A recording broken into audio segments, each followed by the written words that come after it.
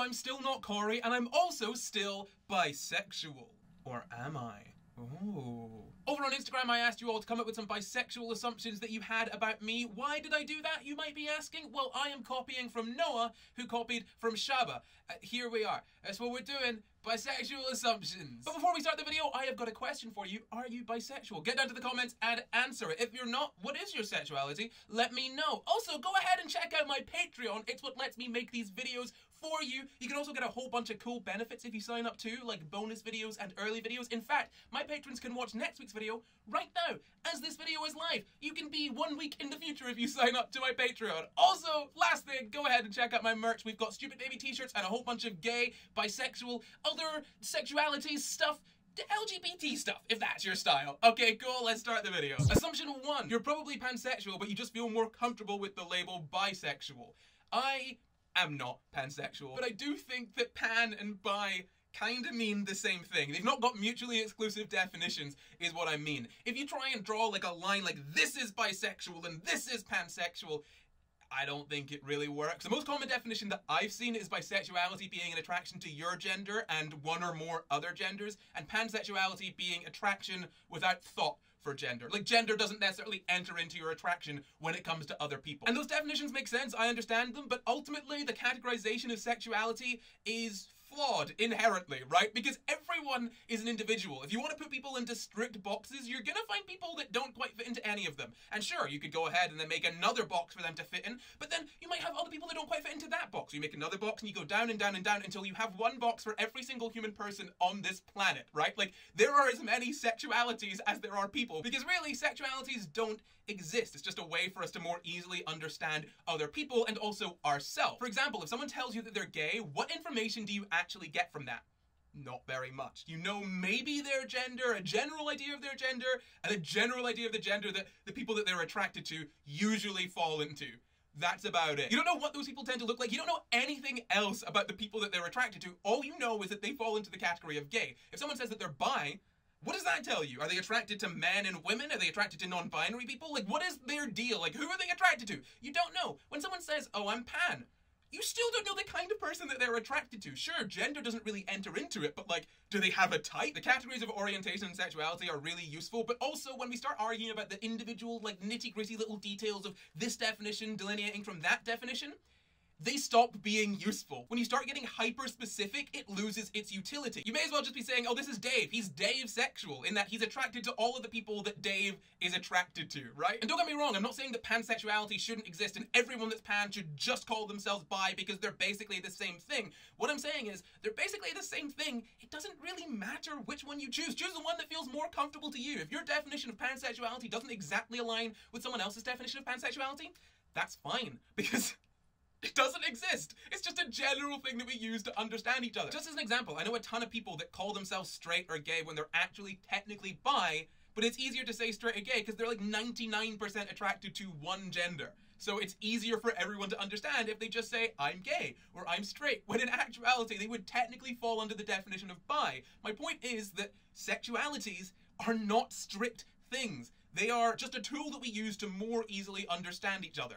That's the whole point. You can say whatever you want so long as people understand generally what you're trying to get across. You listen to murder podcasts. I do not listen to murder podcasts because I don't think they're good. I think they're a bad thing. I don't like true crime very much. I don't know. I feel like profiting off of the pain of others maybe isn't a good thing. You know, just dragging up someone's trauma, throwing it in front of the internet and saying, hey, look everyone, this is this person's worst moment of their entire lives. Shall we talk about it in a slightly detached way and start selling merch with like fun murdery things on it?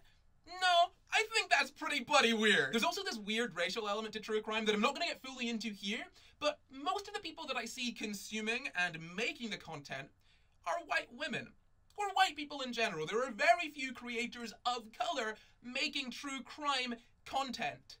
And a lot of the people that show up in true crime content are not white. It feels a little to see people profiting off of the pain and trauma of others, particularly when it's disproportionately black and brown people's pain and trauma that they're profiting off of. I could genuinely talk for hours about this, so maybe I'll do a video on my main channel. Let me know if you want to see that. You're a bottom and you're a top verse, so clearly I give off vibes of everything. Look, I don't really like the categories of top, bottom, and verse. I mean, look, I don't have any issue with people describing what kind of sex or sexual positions they like. That's totally cool. That's totally fine.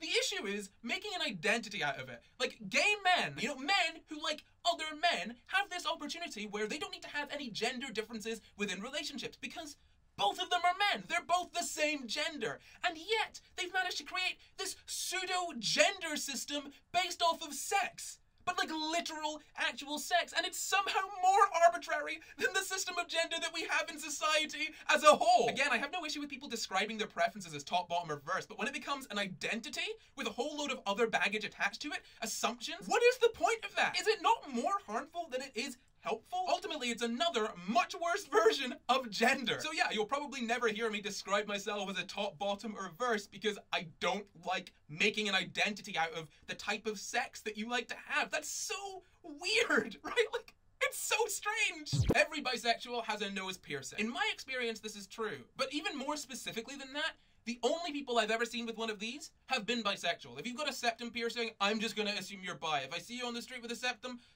you're bi, I'm sorry. You're not straight, you're not gay, you are a bisexual person. I don't make the rules, I simply observe them. I'm sorry. Bisexual was your personality type for a while. This is actually true. There was a period of my life, a not very long period, there was a period of my life where sexuality, that was just like my entire personality. I had a lot of stake in being, yeah, like very, like LGBT, yeah, ooh, we're doing this, like, I painted my face for pride and stuff, and that's perfectly fine to do. I'm not saying painting your face for pride is bad. I'm not saying that taking pride in your orientation is bad. What I'm saying is that making it your entire life, making it the connection between you and all of your friends, something that comes up in almost every conversation, making it something that's an overwhelming part of your personality might not be all that healthy. And I'm saying this from experience. That was a coping mechanism for me. I made it my personality. It was like so much of my identity. So much of it was pushed through that lens. So many of my friendships and other relationships, that's what they kind of came down to. That's how we knew each other. That's the kind of stuff that we spoke about. You know, being bi or being queer. That was so much of my life.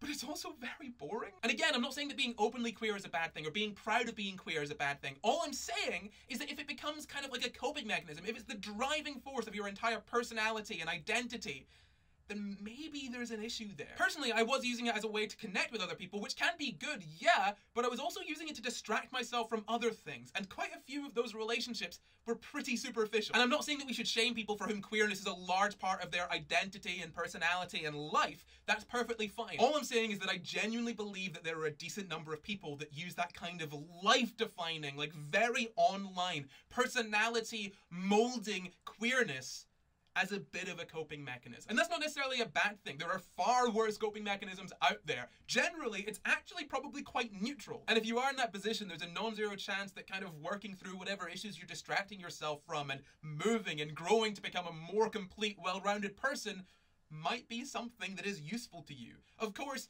being queer is fine. Having your personality be being queer, that is also fine. I'm not trying to look down upon anyone for whom that is the case. All I'm saying is that there might be some people who are doing that for less than healthy reasons. You don't like the flag colors. My friend. I like the flag colors. I make merch with the flag colors on. I have it as like the background for my videos. I genuinely think that the bi flag has the best color scheme of any of the pride flags. Like, it is just ultimately the best. That pink, blue, purple, mwah. You're a coffee gay, not an energy drink gay. Well, I'm not gay. This is a bisexual assumptions video, but also I can't drink either of those things because they make me anxious. You first thought you were gay and then realized you were bi. I never thought that I was gay. I worried that I might be gay, but I never actually thought that I was gay. I just thought that liking dudes meant that you had to be gay, even though I liked women. At that age, I guess I just assumed that being attracted to guys to any degree meant that you were gay. And that's it. If you like guys, gay. You gay for life. I'm sorry. You want to dye your hair, but you don't know what color. I have dyed my hair before, like a number of different colors. There is no issue with the choice of color. I'd probably go for a sort of aqua color, to be perfectly honest. The issue is I can't have curly hair and dye it. Like, it just kills my hair. So I have a choice between having wonderful, luscious curls or color, and I choose curls. Absolutely no question about it. Always curls every time. You like men more than women. I have no preference to the point that I almost don't even understand how people have preferences. Like, I don't get how people can quantify 90-10. I'm just like, yeah.